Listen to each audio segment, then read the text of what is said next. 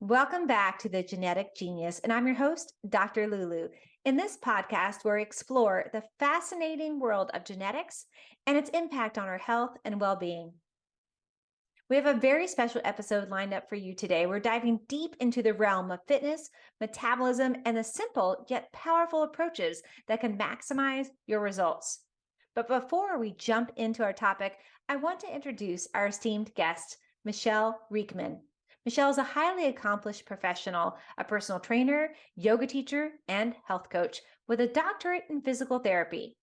Her mission is to guide and empower women who have put themselves on the back burner, helping them achieve their fitness goals, optimize their metabolism, and find lasting weight loss solutions without resorting to restrictive diets.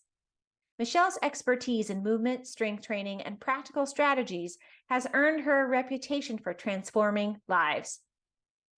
She believes that everyone deserves to feel strong, confident, and vibrant. And today, she will share her valuable insights with us.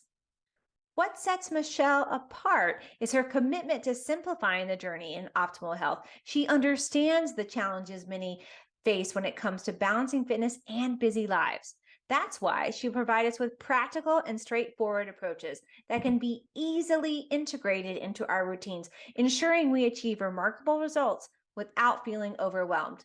So get ready to unlock the secrets of your body's potential as we embark on this transformative conversation with Michele Riechman. Prepare to be inspired, educated, and equipped with the tools you need to revitalize your body, ignite your metabolism, and experience lasting change. So without further ado, let's welcome Michele to the Genetic Genius. Hi, everyone. I'm so excited to welcome Michele Riechman to our show today. Welcome, Michele. Thank you so much for having me. You're so welcome. Before we dive deep into our conversation, I'd love for you to just take a moment to let the audience meet you, introduce yourself, tell us a little bit about your background, what kind of makes you tick. Yeah, so I have my doctorate in physical therapy, but I'm also an online personal trainer, health coach, and yoga teacher. So I work mainly with women 40 and older who are really looking to find a sustainable way to get healthy. We're so driven in this diet culture world that we don't know what to do if we're not following a diet or doing some super long workouts. So I help them find that path that is more doable. I'm also a mom of four and a military wife, so I love to keep things simple and quick. So it's uncomplicated and it's really doable for me. And that's what I love to do for my clients too. Oh, I love that. That's great. Yeah, I was born on a military base in Pensacola, and I didn't grow up in the military really. My family didn't, my dad, he got out of the military before I was really like, knew what was going on. But I understand the aspect of that. And also, I've worked with a veteran community a lot. So, really know about what that kind of can be in the family when you're moving around and raising your children and the pace. So, yeah, it sounds like you're doing a really great job of helping yourself and other women in the community. Yes. Yes. Wonderful. Great. And you're tuning in from Arizona today, right? Correct. Yeah. So we just moved here about 6 months ago. So we got to move here in December, which was a really nice time to be here because I'm from the Midwest. So we've definitely enjoyed the winter here. And it's a great opportunity to just get outside more. So that had been really nice. Oh, that's great. I did really appreciate that about living in Las Vegas when we lived there in the West, the Southwest is yes, it totally allows you to have a different type of environment in the winter for sure. Yes. Yeah. Wonderful. So let's dive into our conversation today. I'd love for us to start first about talking about movement in general. So how can movement and like strength training and talk about kind of some simple approaches for women to really optimize metabolism? Like, how do we bring that piece in regards to movement? Because I know a lot of our listeners out there are always working for ways to, or looking for ways to optimize their metabolism, especially from the thyroid perspective. Because I work a lot with patients with thyroid disorders, and that's a big part of our population. So I'd love for you to address that piece about how they can shift metabolism. Yeah, I love that question. And the first thing to keep in mind is I like to always differentiate movement versus exercise. So we really want to move our bodies a lot. So when we're moving it, we're not out of breath. Our muscles aren't burning. So we can just think of a casual walk, maybe cleaning our house, just getting those steps in throughout the day. Exercise, on the other hand, you can have the cardio where your heart rate gets up, or the strength training where your muscles are burning. So we want to move a lot, and we actually only want to exercise a little. So keep that in mind as you're thinking about what you're doing, because if we're exercising too much, we're going to be stressing our body. We're going to be stressing our hormones. So we want to make sure that we are being careful of that and noticing how our body feels. And I think strength training is really great, especially for women, really for men too. Right. Yeah, especially for women and hormones, right? Yes, Yeah. as we get older. So when we strength train, we are putting a stress on our bones, and that causes our bones to get stronger and rebuild. Also, the more muscle we have, the more calories we're going to burn. So if we have two people that weigh the same amount, we'll just say they're 150 pounds. If person A has a lot more muscle mass, they're going to be burning a lot more calories doing nothing. So they're going to be able to eat more. Yeah. So we want to keep up that muscle tissue as we age, because it's really going to boost our metabolism. And not to mention, it just makes us feel better when we're stronger and we can move better. Also, having more muscle mass on us can help with blood sugar regulation and insulin resistance. So that can be an important piece if someone is struggling with that, is like, how can I get in some strength training? And my philosophy with everything I do is start simple, start doable. So after I had 3 kids, I remember going up a flight of stairs and being out of breath and like, I am way too young for this. I don't want this. But it felt really hard because you're just trying to keep these little kids alive. They're constantly making messes. They're constantly eating, and you just don't take care of yourself. Yeah, I'm like, okay, if I only want to go up the stairs, that's not very long. I don't have to do a 30-minute or hour workout. So I started with 10 minutes and then slowly built from there. So currently I do anywhere from 10 to 30-minute workouts. I don't do anything longer. If I'm short for time, 10 minutes is good, and you can do it a little more intense in that time. So definitely start small so that you can stay consistent with it, because that's more important than doing super long sessions sporadically. Oh my gosh, I love that, Michele, especially how you, talked about the strength training being so important for women, especially as we move into that perimenopause and menopausal age, as our estrogen changes, our bone density changes. So we want to have that strength as we age. And I also really loved how you talked about starting out simple, because I think that's what I hear a lot from patients is, I want to get this exercise routine. They get so excited, they set these goals, and they just kill themselves, and then nothing ever stays forward. They lose the oomph and they can't set up that routine. But if they start really simple, and like you said, those little small amounts, it's really sets them up for long-term health, which is what we want to do, right? For prevention health, long-term goals, long-term health, to really help our bodies as women, for sure. Yeah, and especially when I start working with someone who hasn't exercised in years, typically it's pretty common, is, okay, we're going to start with about 5 to 10-minute workouts. And we're going to do that for 2 or 3 weeks. And I tell them, when you do it, I don't want it to feel hard. Don't feel like you have to push yourself. I almost want it to feel easy for those first couple weeks, because you're learning the moves. You want to learn how to do it correctly so you don't injure yourself. You don't want to get so sore that you don't come back. So allowing those muscles to wake up and start small. And a lot of people have a hard time doing that because you're like excited, you're going to start this and you want to go all in. But start small, make it feel a little easy when you first start, and then pretty quickly you'll be able to push a little bit harder. Yeah, that's so true. And a great example for myself is that I just ran a 12K 2 weeks ago, and with my whole family. And I was like, okay, I have got to train. I'm a runner. I do a lot of 5Ks, but not 12K. So I set out this whole 3-month routine for me and plan like how I could work up to it. And it was great. By the time I got to the race, I felt so confident, and I was able to finish the race, and I felt really strong. Like I could have run more. So I was like, it totally makes such a difference to really set a plan and slowly work into it. Like I didn't go from 3 miles to 10 miles in one day. That would have killed me. I would have died.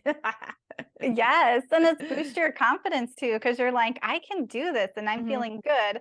And it's because you're doing incrementally. Our body's not going to gain muscle mass overnight. Our cardiovascular system isn't going to change overnight. So we got to allow time to build up to that.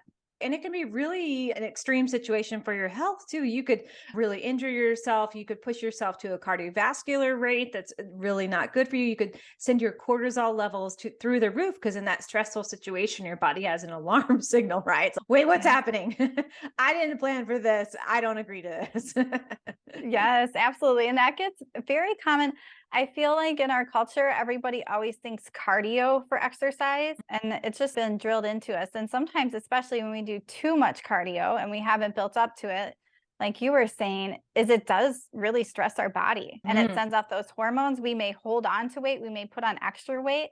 I was just speaking to a new client yesterday, and she started adding in cardio before she was working with me. And she's my weight's just been the same. And I'm like, how about we almost get rid of your cardio? She was doing strength training. I'm like, let's keep that maybe a couple hit sessions a week and let's see how that does. Because for some people, it really does stress their system. Yeah. Oh, so true. Especially with like adrenal patients and thyroid that are so fatigued, they can't even think about even doing that much exercise for sure. Yeah. So I love that you brought up those pieces. Let's talk about the challenges that some of the women might be listening and tuning into and facing right now. How do they really then start to prioritize their own well-being and really can start to overcome these obstacles that might be setting them back from reaching their goals? Yeah, I think it comes a little bit with a choice we have to make. And that gets a little easier if we build up our why, motivation. For example, I like to always ask people, where do you see yourself 3 years from now in your health? Like, how do you want to feel? And most people will say, I want to move around. I want to play with my grandkids. I want to go on hikes. And when you start envisioning yourself doing those things and how you want to feel, you're starting to already build that path in your brain that this can be you. And then you have to think, what does that person do? What are their daily actions that they're doing to get there? So really building up that motivation piece if you're struggling. And then it goes back to the idea of starting small. Start with 5 or 10 minutes, but see where you can stay consistent. If you need to put post-its up in your bathroom, I do that. Don't put a visual reminder behind a cabinet because you want it to look pretty. You got to see it. You got to see it. You don't hide it like in your cupboard or something. Yes. Yeah. So, and picking that small, doable daily action you're going to do so you can stay consistent with it. Yeah. Oh, those are great tips. I love post-it notes. I think I have a little addiction, but yeah. And that's a great way for me. I like to use them as an affirmation tool or something that I'm really focusing on with my health as a way to encourage myself on that daily basis. And that can be really helpful to retrain the brain, right? To get into that new thought pattern. Yeah, absolutely. And some people, I like to even do a little like meditation with them. So, calming your nervous system and then really allowing them to visualize what that looks like, letting them come up with those own words of what they want and using that in their affirmations. Because when those words come from inside of you, they're true to you. So then it's easier to say that and speak it every day, even if it feels a little struggle because you're not there yet. Oh, yeah, totally. And so, from the place of strength training, which you were talking about, why you mentioned a little bit, but why is it so crucial for women, particularly and your kind of like age group is like 40 up? And let's talk about that particular age group because I know that's really important. And then, how does that really increase their kind of like health and vitality moving forward? Because we're all about prevention and wellness, right? Really setting that stage for success for moving forward as women. So how does that particular strength training, but also even a circuit? I'd love for you to talk about, is there particular exercises in a circuit piece where repeating exercises or working with different aspects of the body? Yeah. So I always like to have people think of someone in their 80s. And if someone is coming to your mind, you're usually thinking of someone pretty frail who doesn't have a lot of muscle mass. And we want to do the best we can as we're younger, and that can be 40s, 50s, 60s, Right. is to start putting on that muscle mass because our body's breaking down and we're losing protein every day. So if we're not consuming enough protein, breaking down muscle every day. So if we're not consuming enough protein in our diet and working our muscles, we're going to be losing muscle mass. So this gets really important as we age. And even once we get to our 60s, you're at a risk for falling if you're not strong enough. So really building up that strength when you're younger, getting an exercise routine, working on your balance so that you are stronger and you feel better as you get older. Because it's really a choice of how you've taken care of yourself. Most likely what your health is going to be like in your 70s and 80s. Can't promise anything, but we know a lot of information that points us to more health that we have choices about that we can make. Oh, totally. 100%. Yeah. And then going to your question about the circuits. So I'll talk about HIIT training here. So HIIT stands for high intensity interval training.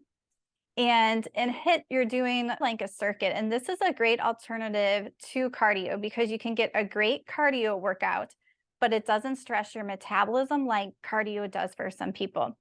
But the importance is you have to do HIIT correctly because I pulled up like a few videos on YouTube and they're really just cardio workouts. There's really not much rest. So when you're doing HIIT, you want to have a on part that you are exercising. So that could be anywhere really from 20 seconds to 1 minute. The literature is very varied. And then you need a rest. 20 seconds really to 2 minutes. I've even seen some up to 5. But you want to have that rest where your heart rate comes back down. And the idea on that interval is to really work as hard as you can. So that can be a great way to get a cardio workout. And depending what type of exercise you're doing, you might be getting a strength workout. So that can be a really good thing to add in 2 or 3 times a week. You don't want to do those workouts back-to-back days of the week. And you want to keep it short, 10 to 20 minutes. It's not supposed to be a long workout. And then the same thing you could do with strength training. There's lots of different ways to do strength training. If somebody out there wants to start doing it rep wise, so how many reps you're doing of exercise, like squats, you want to do really 8 to 15. I tell people, especially once you get to 15, 20, you want to increase the amount of weights that you're holding because you want to really make that exercise hard enough in that shorter amount of reps. So you can do it one exercise at a time. I usually like to do upper body, lower body, and switch, or have 4 exercises that you go around, do each once, and then repeat it again. There's lots of different ways to exercise. You just want to make sure that you're doing your exercises correctly so that you're getting the correct form and really start learning them correctly because you get muscle memory. So you don't want muscle memory of how to do something wrong. Learn how to do it correctly and get that good form. And I use that as the gauge because some people are able to push themselves harder, but their form starts going or they're holding their breath or they're really straining too hard. And once you get to that point, that's your stopping point. Take your rest. Oh, great. Those are really great tips. Thank you so much. I had a little question too about, do you have a favorite weight that you like to use or recommend? Not the actual amount of weight, but a brand. There's so many different ones out there. And I know I'm always like looking okay, what can I use? What can like really help accelerate my strength training practice at home? Because I do a lot of at home, particularly gym work. Yeah, and I only work out at home too, because I found it a barrier to go to the gym. That takes driving time there and back, and it just took too much time. If I can do 15, 30 minutes at home, why leave my house? So at home, you really don't need a lot of equipment. So I just use hand weights. The ones I have are like really old. So if you're looking to invest in weights, they're going to last you probably forever. So don't feel bad about spending a little money on it. But I use the ones that just have the neoprene over them. But I also like the ones that have the metal handle with like the rubber at the end too. Yeah. Those are also nice. And then they almost work like a kettlebellish too.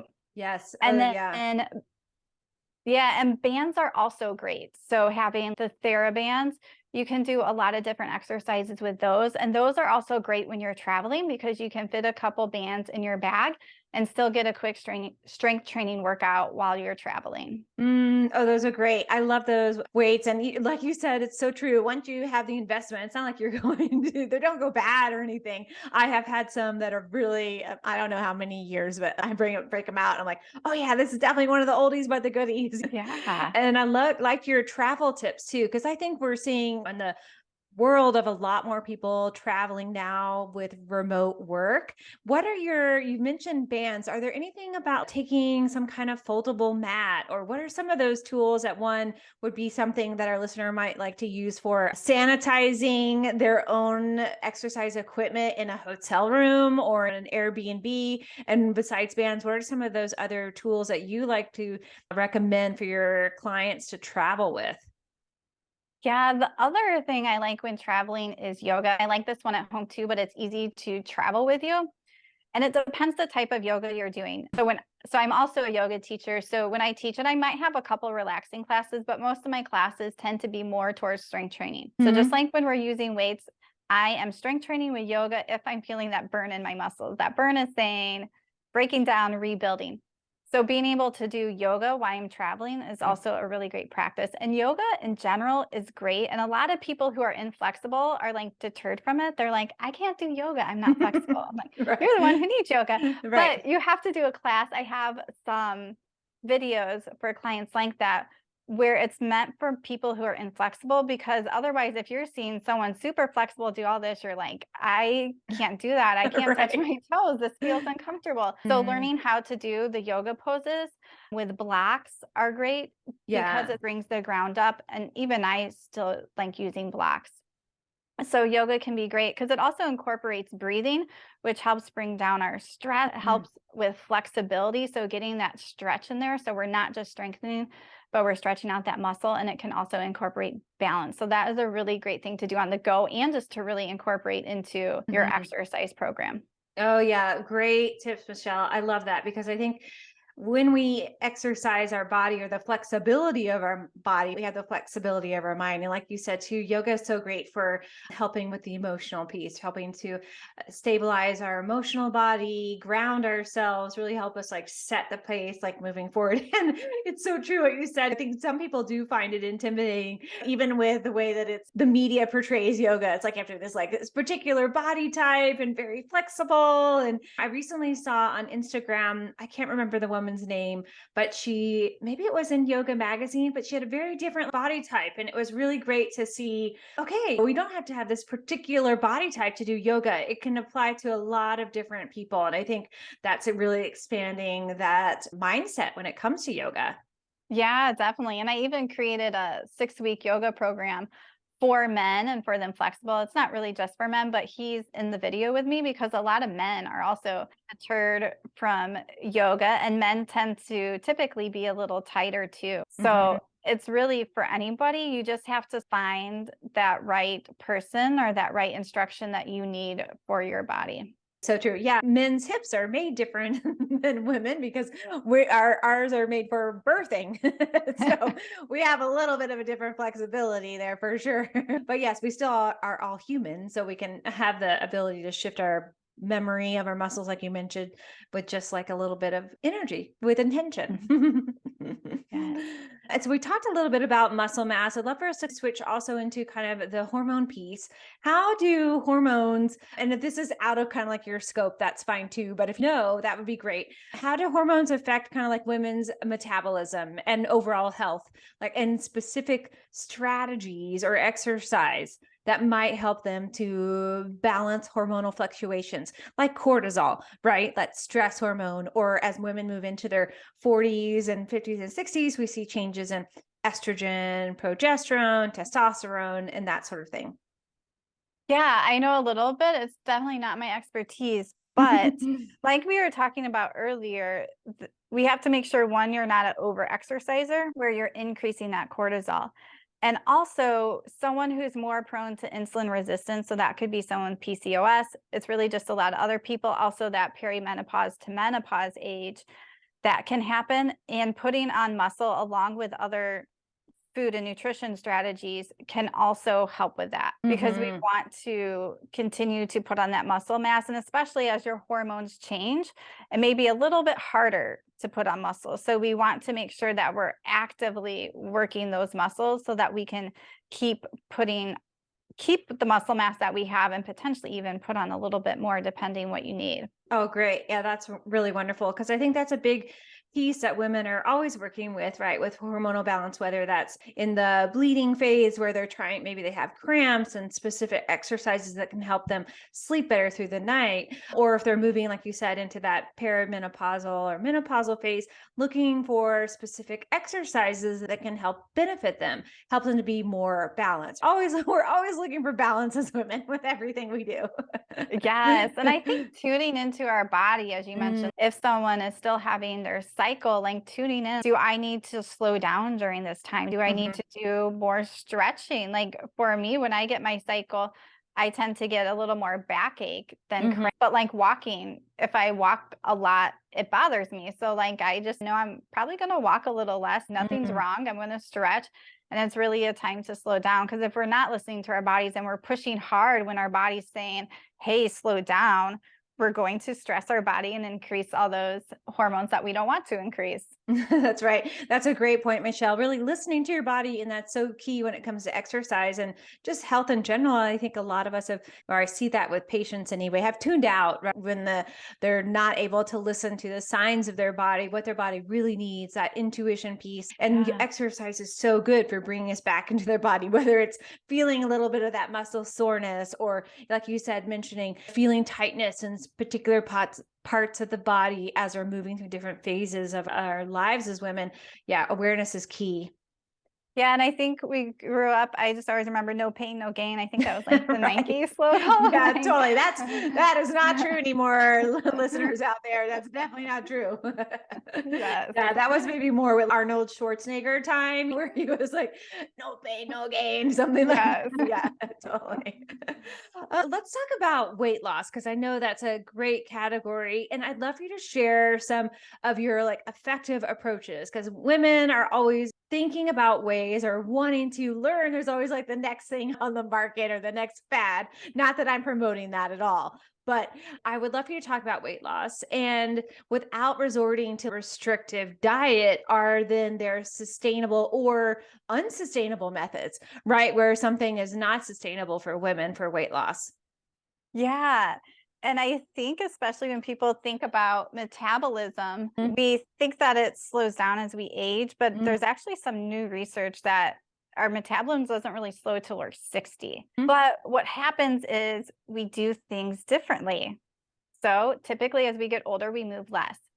Think of a toddler. They are like so active. It's just exhausting looking at them. And slowly as we get older, we're moving less and less. So that means we're burning less calories. Also, a lot of kids get more exercise than we do as adults. We get jobs, we work hard, we put ourselves on the back burner, we're not exercising. So there's two things. Then nutrition. So if we are moving less, exercising less, we have less muscle mass, we're burning less calories, but we're typically eating the same or we're eating more. And then some people get stuck in the sugar cravings and stress eating and that emotional eating. And we don't realize how all these things pile up to do what appears to make our metabolism slower. And also the more adipose tissue or fat tissue you have, your metabolism is going to slow down too. So we have all these things adding up that a lot of people feel like, I don't know why I'm gaining weight, or that they don't understand. But so it's important to look at all these pieces, and then where can you start? So finding that this is what I feel like I can do. Like sometimes we're most drawn to a certain piece. So maybe is that your movement? Is that your exercise? Or is that one piece in your nutrition? And finding that area and starting there, and then give it a few months and then add on another piece, because then you're going to stay more consistent. And then you're going to start to feel better. But when you try to do too much, when you try to follow a strict diet that you can only do for a month or two if you're lucky, and then you gain the weight back, then you feel bad about yourself because you feel like you failed. And then you're like, I can't do this. And it just, you get in that really bad mindset instead of just starting slow. And that's what I do with my clients. And some of them will be like, that's all you want me to do this week? Yeah, let's stick with that. And then we can always add more on. But I want you to become really confident with making some of these changes and habits. Oh, those are great tips, and really important too. I really like how you mentioned adding on things a little bit at a time. And you've talked about that throughout our conversation today, and it really allows your body for sustainability. And I think that's a huge aspect of women's health, really managing how we can be sustainable with our busy lives, and having smaller amounts of exercise per day allows us to have that sustainability. And what do you think about, I think a lot of women out there have a job where they're sitting now, especially even including myself, where I have a much more of a vibrant telemedicine practice. What do you think about splitting up those exercise chunks into smaller bits throughout the day? So does that make a difference where we're then engaging our muscle and body in that way? No, absolutely. That is like a great idea because really our bodies are meant to move. And Mm, just like you, I am sitting most of the time, but our mm. bodies are meant to move. And it wasn't that long ago in the lifespan of humans where we had to move and do a lot more to Yes. get Cave food, women to, and cavemen out there. Yes, we had a lot, or yes, even farmers, all kinds of stuff where yeah. we're moving all day. It's pretty new in the human lifespan to be as sedentary as we Mm, are. And if you think about it, if you're thinking of a farmer or someone like that, you're getting movement in throughout the day. So that's mhm. what you want to create is having breaks where you get up and then so you can do a 5-minute walk spread out through the day, 10 minutes throughout the day. And the same thing even with strength training. You don't Mhm. have to do it all at one session. If that works for you, great. If it doesn't, maybe you do 2 exercises, go back to work depending what your life is, but you can split it up. And just keep in mind, our bodies are meant to move frequently throughout the Mhm. day. Yeah. Okay. Great advice. I love that because I think there needs to be a lot more focus on people that have a sitting job, or now that we're doing so much more remote work, we're not don't have I don't have as much interaction with people all around me. My patients in my room or the person at the front desk. It's all virtual. So I'm like, okay. And I've been thinking about even getting a standing desk to allow my body the change, shift of movement, to not be so stiff. And I like to set a little alarm on my desk, hey, or my watch, time to get up, move around, go do something, get a glass of water, get a glass of tea, talk to your family, whatever it is. Yes. And I think it's just about becoming very intentional, really, with all Mhm. aspects of our health, because it gets easy to put our health and things that are good for our body or our mind or nutrition on the back burner because a lot of times we don't see those negative consequences right away. We can treat our body badly for a Yes, while, right. eventually catches up, but it gets easy to do. So we have to be very intentional about taking the time out to drink water. Like I Mm, have people who start with me and they're drinking very little water because they're too busy. right. So how can we start So incorporating true. this in? Or they don't want to have to go to the bathroom. That's how our bodies are meant to be. Like we are meant to go to the bathroom. We need So to. We have to flush all of the toxins out. yeah, so really just shifting like how can I take care of myself? What can I be intentional about? Where do I need those alarms and those Mm, reminders? yeah, great. And I love what you brought up about drinking water, because I'm just amazed, not only with myself because I get busy, but when I have patients come in, they're like, "Oh yeah, I like 2 glasses." And I'm like, "What?"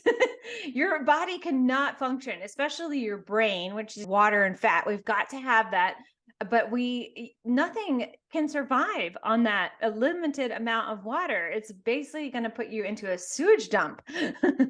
Yeah, I recently did a water and movement challenge and I was really shocked at how little some people are drinking. Like really 1 to 2 cups. Some people I'm like, I What? don't even know how do you function? No, you Like, can't you can't, your kidneys can't filter, your bowel movements can't function, your yeah. joints, your brain. Yeah, I don't know. They must be, the brain is smart, right? So it probably says, okay, if this is what you're going to do, I have to come up with something else, some solution Right. to help you survive.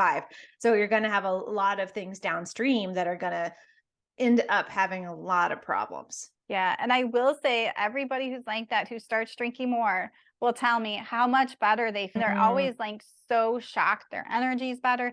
They just feel better. So It's that's anyone amazing. out there. Start drinking water. The simplest thing you can, right? We can have the Yes. most effect. And water is hands down. You get more energy, better sleep, better processing of food. There's so many different ways. Better skin. As women, we're always looking for how can we have radiant skin? And water is so amazing for that.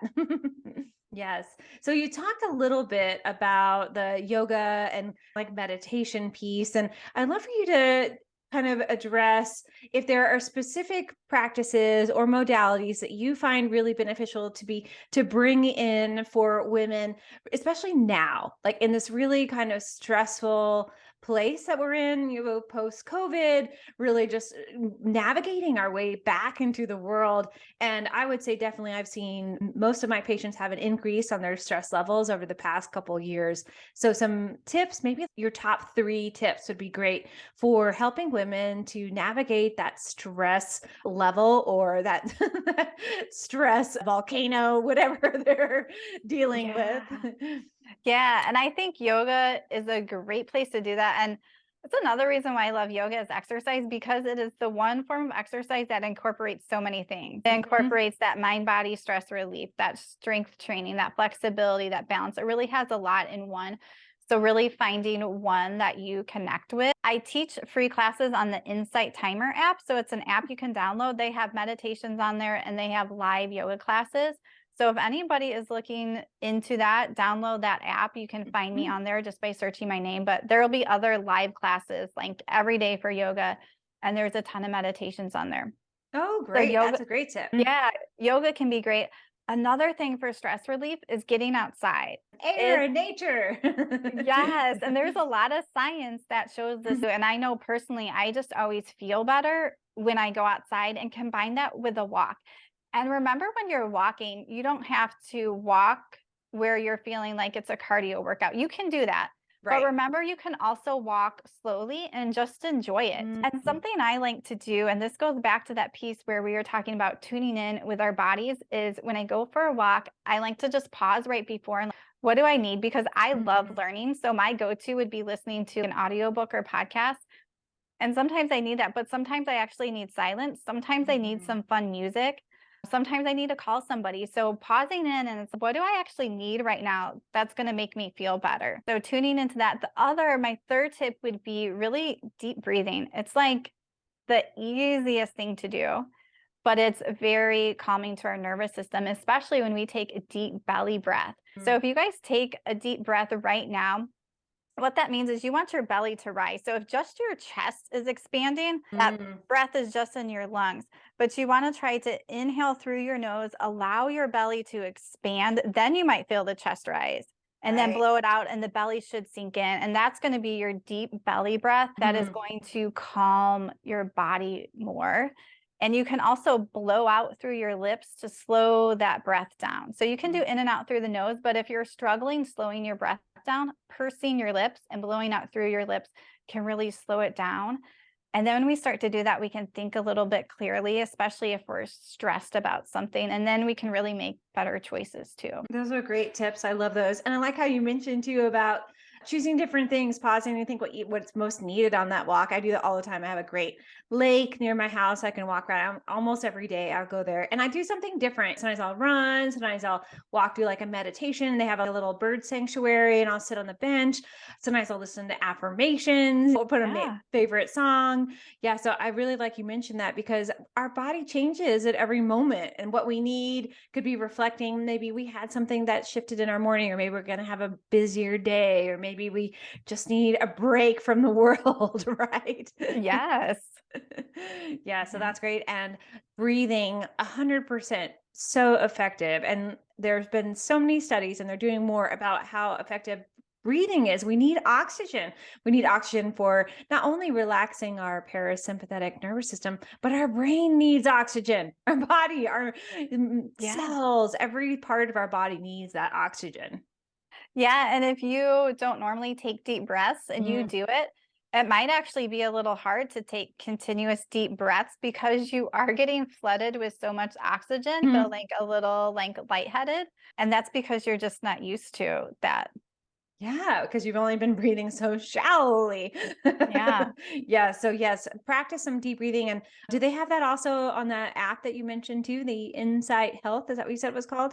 Insight Timer. Insight Timer. Yeah. And you can put like keywords in there and come up with different meditation tracks. And I'm pretty sure there's some that are more about breathing. Yeah. Oh, great. Okay, great tip. I love that. So when you're designing your fitness programs, how do you usually work? Do you work more on a group program level or more individualized for specific goals? And do you keep like those different levels on track, like a goal organized track system, or maybe it's an individual? Do you use this particular like app or system to help people keep on Yeah. track? Yeah, so I have a membership, and that's my budget friendly way where I have Mm. programs put together. So that's like the men's yoga program. I have 35 days of yoga. I have a Fit Fusion. So I have different programs people can follow on their own that are designed incrementally. You're Mhm. progressing through it, you're learning how to exercise correctly. But I also have my one-to-one, and I do most of that through a personal training app. I Mhm. have hundreds of little video clips of me showing you how to do a squat, how to do bicep curls, and Mhm. then I'm able to shift those around so I can create custom workouts for Oh, people. cool. That Mhm. beginner, we're going to do certain workouts. I've had people who've had a hip fracture before. We're Mm. just doing upper body, so I'm able Right. to create these custom workouts. And then I have full yoga videos in there. And then people are able to message me anytime they want, and I'm able to Mhm. video message them. So instead of just seeing me once a week and paying for each session, they're able to get their workouts laid out for the week. They're able to have that constant contact, like, hey, I'm going out to eat and I'm struggling with this. What should I get? But it gives that good feedback and that good contact. And then for both of those, I have a nutrition course that really just goes Mm. through the back to the basics. What's healthy, what's not? I think people are so confused about that. Oh, What should I so do with yes, totally confused. yeah, what should I do with sugar cravings? People get access to that to go through on their own time and then bring out like what that brings out from them and what they need to Mm. talk through with me. And then some people add on health coaching sessions. So I have a Mhm. couple different options depending what people need.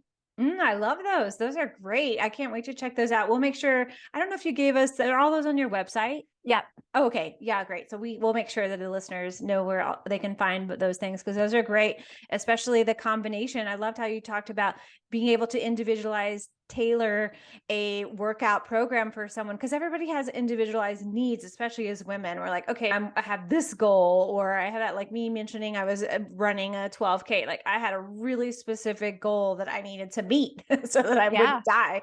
And not that I wasn't concerned about that, but I Yeah. did need to Or have a I'll goal. Yeah, or people will be like, I'm going on vacation next week. I need body weight workouts. Yeah. And so then I can put those in there for them and really Mhm. customize it. And I think in life, when things are a little hard for us, if we have that support from someone, it makes Mhm. a big difference between actually doing it and not doing it too. Oh yeah, totally. Yeah, my next training goal is I'm going to the Boundary Waters in Minnesota with my husband and my brother-in-law, and we're going to be portaging from each like lake, and so we have to carry everything. There's a mile in between each portage, and I'm like, okay, I need to make sure that I'm able to really like carry all our backpacking equipment, the canoes, everything, and be a part of the team. So I'm working on that level next. That sounds so fun. Yeah, I'm excited about that. It's going to be really a great trip and yeah, a nice way to be with nature and with family at the same time. Yeah. Yes. So cool. Okay, so another piece I wanted to ask you about is like how do women really prioritize their self-care without feeling guilty or overwhelmed? Because I know you mentioned yourself, you're a mom and you have a family, and I think that that's a piece where lots of times we as women put ourselves last, right, as a way. And I think that you're going to talk really amazing about this piece because I can see how you put yourself forward, but some really practical self-care strategies so that women can one let that feeling of guilt melt away and also feel empowered to take care of themselves. Yeah, and I think this gets hard, and I mean, it's always something I even go back to for myself when I start feeling more stressed and more busy because it gets Mm. easy to not take care of ourselves. And one, I think just allowing in your mind that we actually need to take care of Mm. and our lives are so busy, our culture is so rushed. Just electronics and smartphones, just think how that has changed what we do in the past 10, 20 years. And Mm. so again, it goes back to the idea of being very intentional. We have to be intentional about taking time for our self-care and creating routines. So having a morning routine or an evening routine where you have self-care in there can be helpful because it's a routine And once it's a routine, you don't have to think about it as much. And you can always switch up what you do in there. I do that with my morning a little bit, but having that chunk of time, and it might need to be more than what you think it is. And that's okay. Like it might need to be an hour, depending on what you need. Like you might need time to wake up, pray, do yoga, go for a walk, whatever that is, to really take care of yourself. Because when you do that, you're going to feel better and you're going to radiate out better energy to your family and those people around you. You're going to be able to help people better once you have taken care of yourself. But I also like to tell people to make a list of what actually calms them, what actually relaxes them. So thinking of those ideas and actually writing it down, because we need a quick thing and we have to think of it. It takes more brain energy versus if we can read a piece of paper. Right, totally. Yeah. And put this in like quick, like maybe 5 minutes or less. You could have 2 or 3 columns, maybe a little bit longer, super long, because a lot of people think of like, oh, I like taking a bath or getting my nails done. That takes a lot of time. And most days you're not going to have time for that. But what's on that quick list? For me, that would be just pausing to deep breathe, going outside, taking a quick walk, talking to someone who makes me feel good, maybe saying some affirmations, even a quick yoga, like 5 minutes. But having that list of what actually refreshes you. And if you don't know what actually refreshes you, take some time to figure this out, because it's different for everybody. Like I personally don't like getting my nails done. Like when they do the file thing, I just don't like how that feels, and it actually tenses me.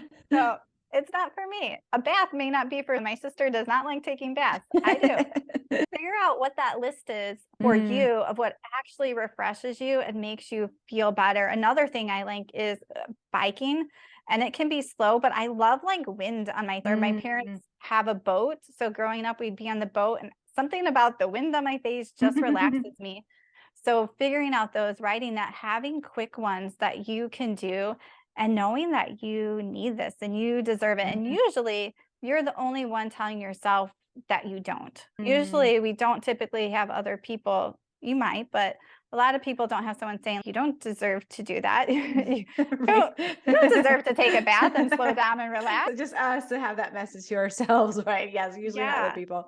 So noticing if you're having that negative self-talk, becoming aware of it, because if you're not aware of it, you're not going to change it. And then working on changing that story. Oh, great. I love those tips. I love making a list of things that you love for self-care. So important. And having that routine, hands down. I think that's true with everything, but with self-care, you have to have it in your calendar. Like that, to me, that's how I have to schedule it. So I have like a morning and evening routine. I'm like, okay, this is what I'm doing. I get up, I do my yoga, or exercise, what I'm doing that day. I'll have my meditation, I do affirmation, I do journaling, I do my juicing. It's a whole routine. And if I fall out of it, especially like with traveling, I can feel it. I'm like, oh man, this day did not get off to how I usually set it. And so I think that's when you have that routine of self-care, you then so notice it when you don't do it. You're like, oh, that wasn't the day that I had in mind. Yes. And it like snowballs into your whole day too. Right. Yes. Yeah. So self-care, not only, like you said, really helps support ourselves, but then we have the energy to help support our family, our friends, our community, our planet in a way that's so nurturing. So yeah, nurturing ourselves is the key, I think, like you said, so important. Yeah. Yeah. Awesome, Michele. I'd love for you to talk about some more things today, but we have to be aware of our timing. So let's wrap some things up. I'd love for you to talk about one, how people can find you, your website, and follow you on social media purposes or formats. And then tell us about your you have an exercise challenge. And then you also tell us about your podcast. You got lots of cool stuff going on. So tell us about those things. And then I'll have one last fun question to wrap it up. Yeah. So I have a podcast called Healthy Beyond 40. So you can go in your favorite podcast app and just follow me on there so you can get notified of my new episodes. And like my philosophy with exercise, I keep the episodes pretty short, like 10 to 20 minutes, so you can get a little nugget while you're walking or cleaning or whatever that is. And if you head to my website, it's my name, MicheleRiechman.com. So you'll have to learn how to spell that.